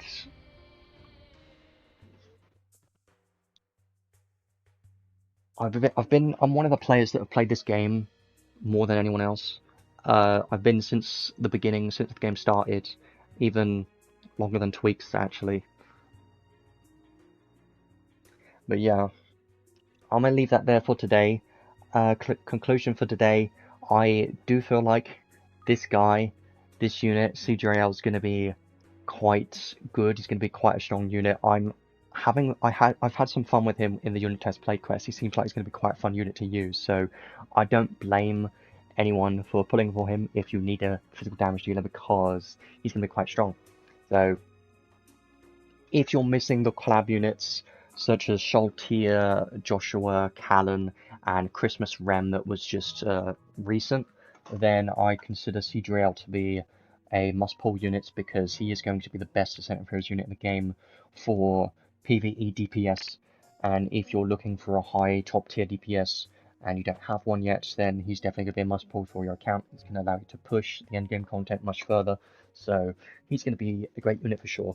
And I do highly recommend to get him if you're missing those units. But if you're a player like me that already has some of those units, then I don't think he's necessary, because he is just a damage dealer and he isn't providing any support outside of that. So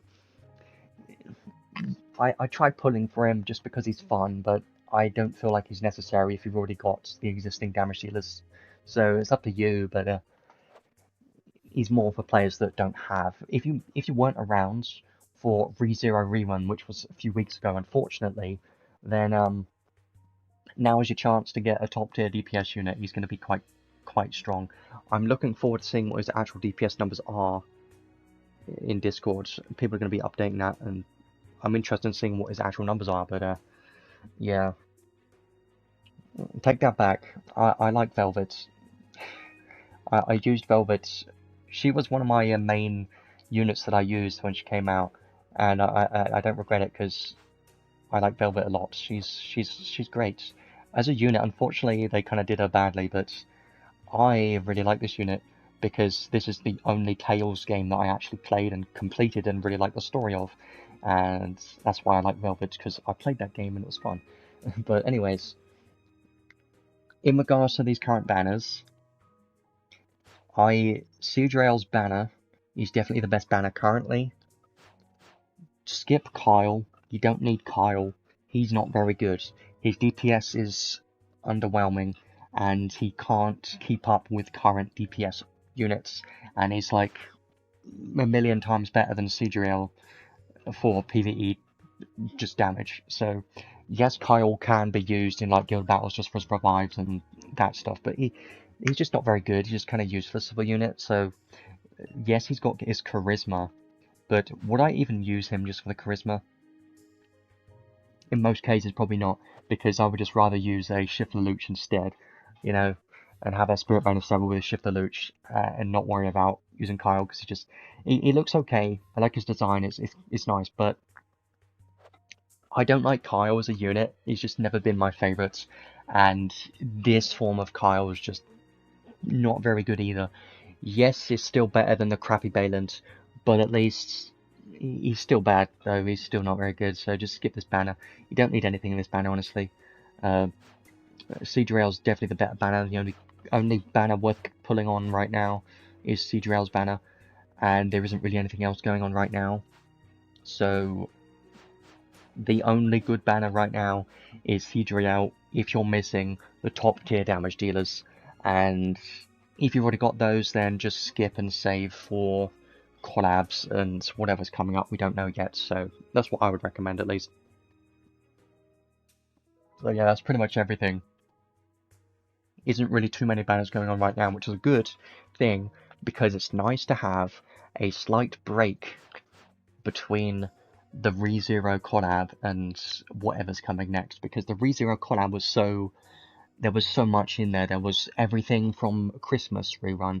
There were 3 different banners with 3 units and 3 arcs, all the Redux stuff. There was a lot of stuff to pull in there, so it is nice to have at least a break now of saving crystals. So yeah, if you have Christmas Rem, you don't need Seadrael, I think.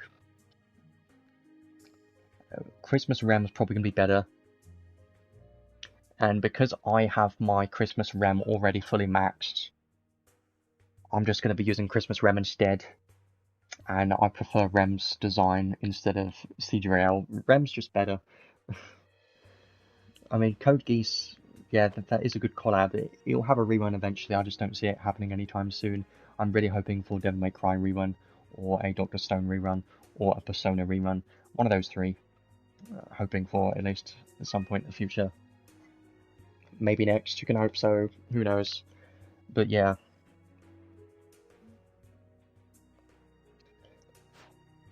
The good thing is, if you already have those damage dealers, then you can just keep saving. And also, there is a new story today. There's a new story, so you can get more crystals from the new story and start saving some crystals. So that's great.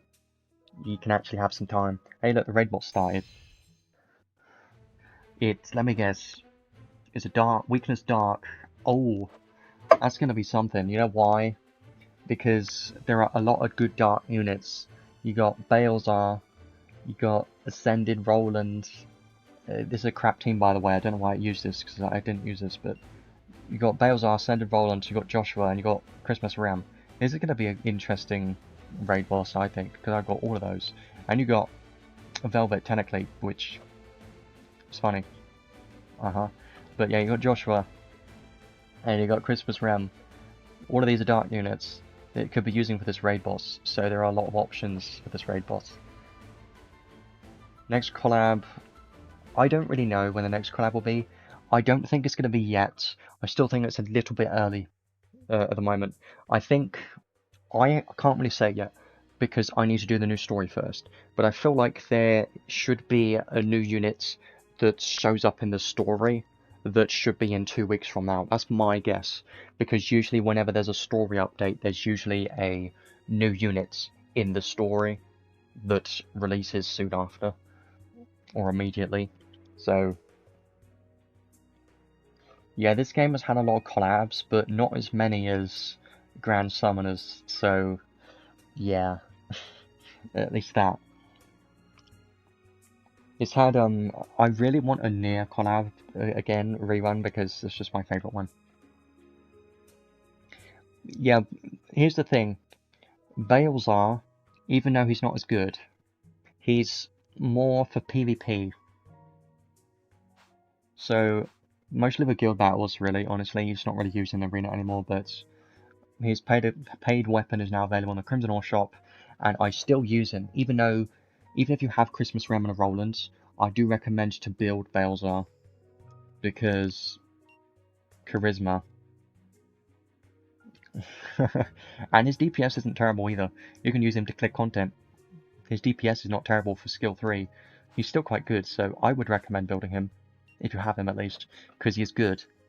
Not as good as Christmas Ram or Joshua. And technically, Ascended Roland has slightly better DPS numbers, but Balezar can support with his charisma. So he works with dark teams, that's why I'm going to be I use him in dark teams against the raid boss a lot because of the charisma, and he can also output some damage with his skill 3 as well. So he hits damage cap quite easily because of the 100%, 80% extra stats of intelligence and strength. And he's also got the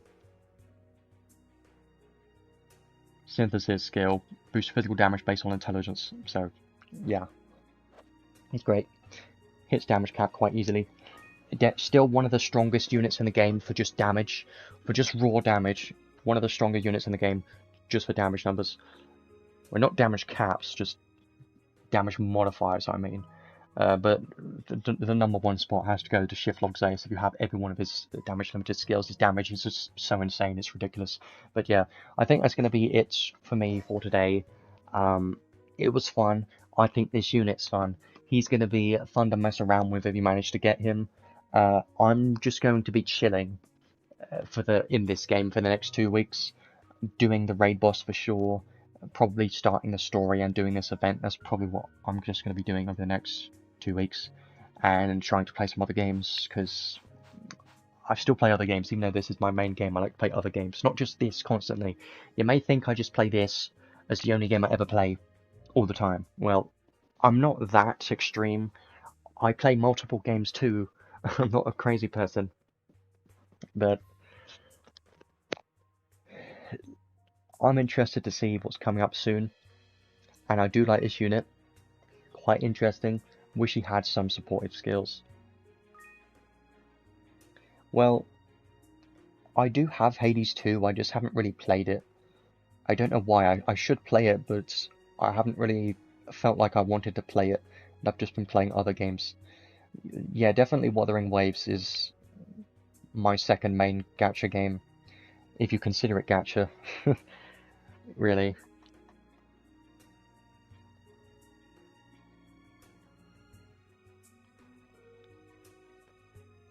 Yeah, there are some new games coming out, new gacha games coming out this month and next month. Well, there's always new ones coming out, but there's a few that look good. I didn't pull for Kyle. I got him from a random ticket, which is fine. I got him from this ticket, actually.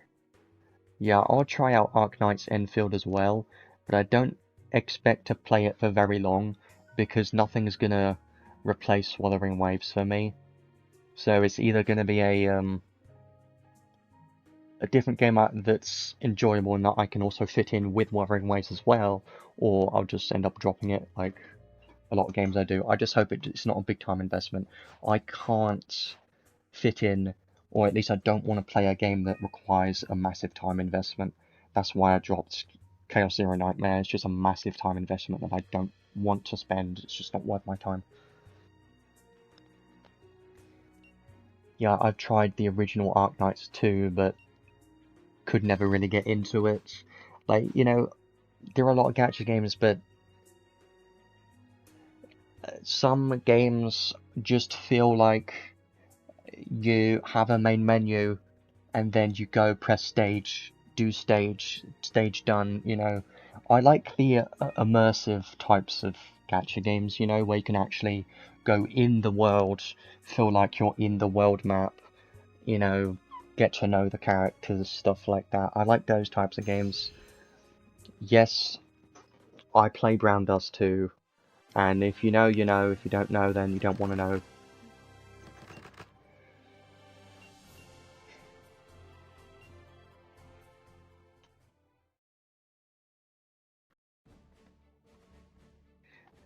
But yeah, I'm a big fan of world maps and stuff like this where you can interact with things. Also, while I'm here, they've added. You see why that these new stages popping up. You may have noticed this today. If you haven't, then I'm telling you right now, is they've added these stages. Because these are for the what do you call it? Beasts, whatever, mayhem, whatever stuff. that I finished ages ago and haven't gone back to. Monster Collector's Manners. These stages are now added for the Monster Collector's Manor, but you can now beat all of these stages once to get extra crystals, so make sure to do these 110 crystals per stage clear. So all these new stages that appear right here are going to be an extra 110 crystals per stage, so it's going to be great. Some more crystals, it's always going to be nice. Yeah, that game's a bit much, it's a bit extreme, but it's super free to play, and I've been on and off the game multiple times because I can't decide if I want to play it or not. I can never decide if I want to play Brown Dust 2 or stop playing it. I can never decide, because I'm like, yeah, I want to play it because the gameplay's fun and it's super free to play, and the team behind it is very active and engaging and stuff, and then I'm like, it's, you know, do I actually? And I just never decide. But I went back to it recently, and it's funny. It's just funny. Like, I know it's a bit extreme because it's an 18+ game, but it's just funny. Yeah, well, it's a funny game. If you want a Guna game, don't play Last Cloudia. Well, actually, play Last Cloudia, but not for that reason. Play Brown Dust 2 or DK, or in my case, both. And many other games. There are a lot of other games that do the same thing. But some games are good at it. Some games just try and be a Guna game just to have your wallet for the sake of that reason. Some games don't, and they actually try and be a good game on top of it. So you occasionally get some of those games. Yeah, that would be nice. My favourite characters in Brown Dust 2 are Olivia, and the one that just had a bunny costume. Darian. I like those two. Those are the ones I like at the moment. Because I like wings, so of course I'm gonna like Olivia, because she has wings. I like wings. So they just look cool to me. Yeah, Last Cloudia is more of a old school type of game. I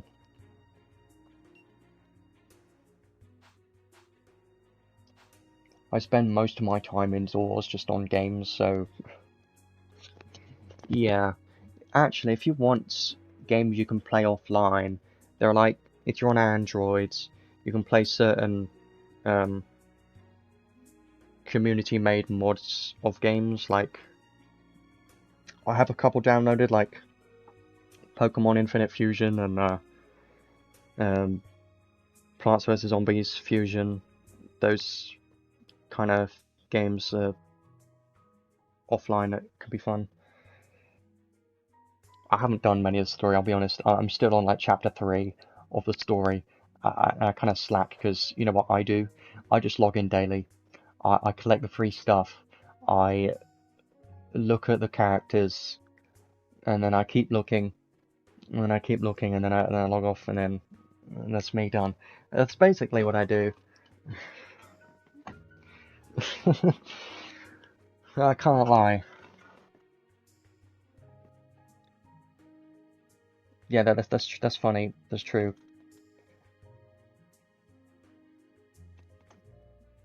You know that actually in the first couple of chapters of the story, like first chapter 1, 2, 3, it's a respectable old school type of RPG game. I don't know in which chapter it flips the switch and ends up being, you know, crazy stuff happening, but I know, but who needs public, am I right? I never go outside. Who needs to go outside? Everything's inside. I am a fan of Nikkei's story sometimes, especially the current event story is pretty nice. Even though I don't like the gameplay's boring. The story though is pretty good. It's been 2 hours of the stream. I do like discussing things, but I do need to get the timestamps and stuff added in a moment. Yeah, Arc 1, in this story, in this game, Arc 1 was pretty good. It lasted a hell of a long time. Incredibly long time, Arc 1 did. Now the story's all over the place. And there's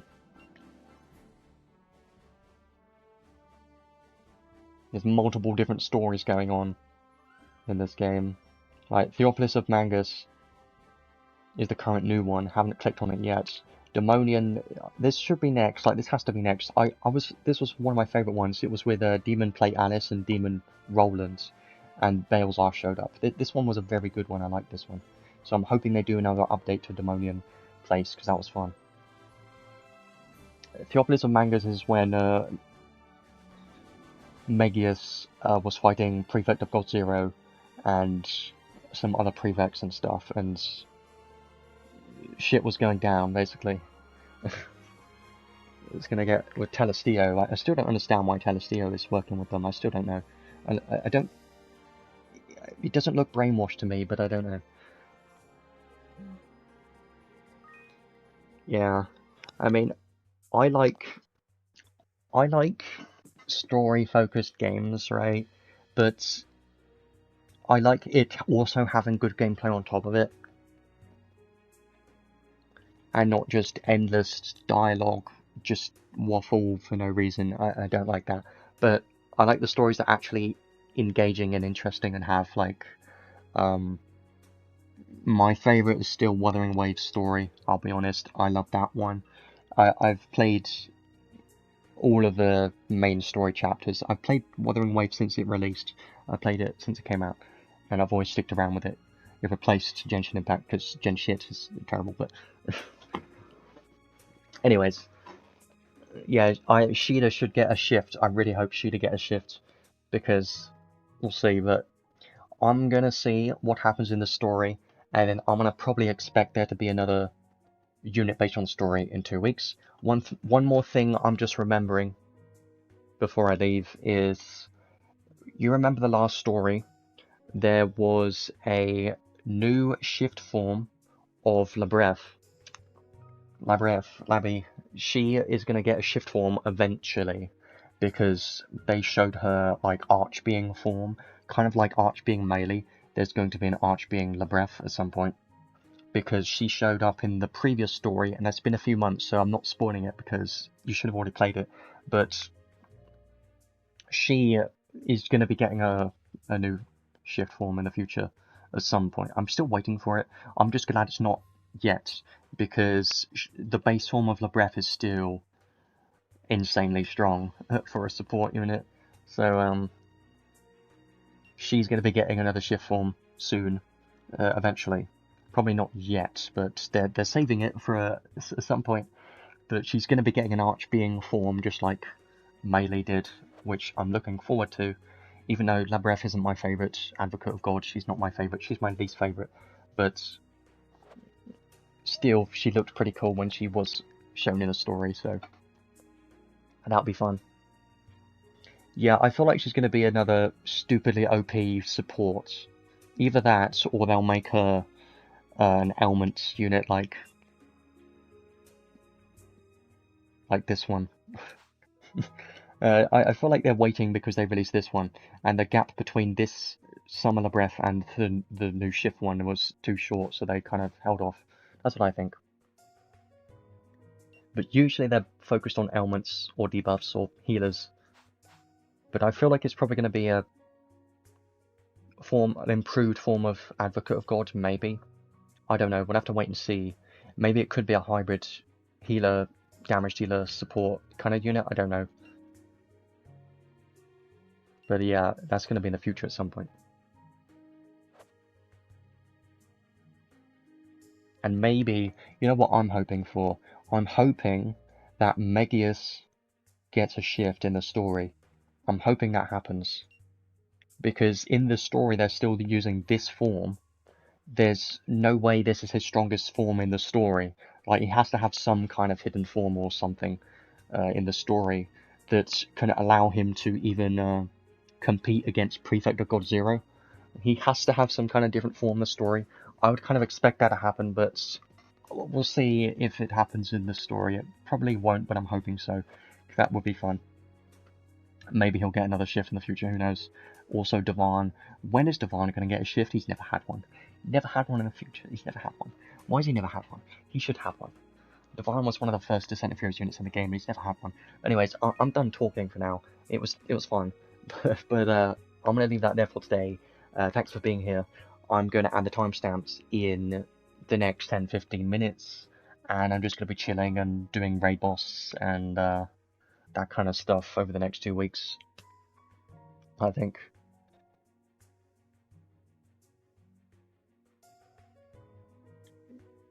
I still think it's funny that we don't really have a tank that can tank everything right now, because Shiflog Zeus is just destroying everything in the entire world, and Amelia. So maybe we get a tank in the future, but yeah. I'm going to leave that there for today. I'll add the timestamps in a moment, and if you plan to summon on this banner, then good luck on this one, because he's going to be quite strong, and we don't get any tickets or anything for his banner. He'll get a rerun in about 2 or 3 months, and now is the best chance to get him if you're missing a strong damage dealer, so I do recommend to get him if you can. And I'll see everyone in 2 weeks, which should be, I'm going to guess, and then in 2 weeks it's probably going to be another Descent of Heroes unit. Then after that, I have no idea. Maybe after the next unit, it could be a collab. I don't know, I'm just guessing at this point, I have no idea. But either at the end of January or in February there's probably a collab. That's just my guess. I'm just guessing so far. I'm hoping it's a rerun. But yeah, I'll add the timestamps and I'll see you guys in 2 weeks. Thanks for coming.